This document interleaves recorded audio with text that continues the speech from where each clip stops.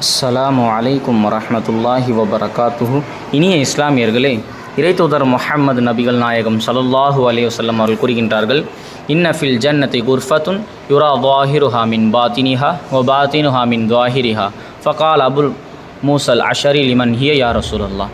சுவனத்தில் ஒரு மாளிகை உண்டு. அதன் சிறப்பம்சம் என்னவென்றால், உள்ளே இருப்பதெல்லாம் வெளியேயும் வெளியில் உள்ளவை எல்லாம் உள்ளேயும் காட்சியளிக்கும் என்பதாக கூறினார்கள் நாயகம். அதற்கு அபு மூசா ரதியல்லாஹு தஆலா அவர்கள் கேட்கின்றார்கள், யா ரசூலல்லாஹ், இது யாருக்கு கிடைக்கும் என்பதாக கேட்க, அதற்கு நாயகம் ஸல்லல்லாஹு அலைஹி வஸல்லம் கூறினார்கள், அல் ஆனல் கலாம வ அத்அம துஆம வ பாத்தல் லில்லாஹி காயிமன் வன்னாசு நியாமுன்.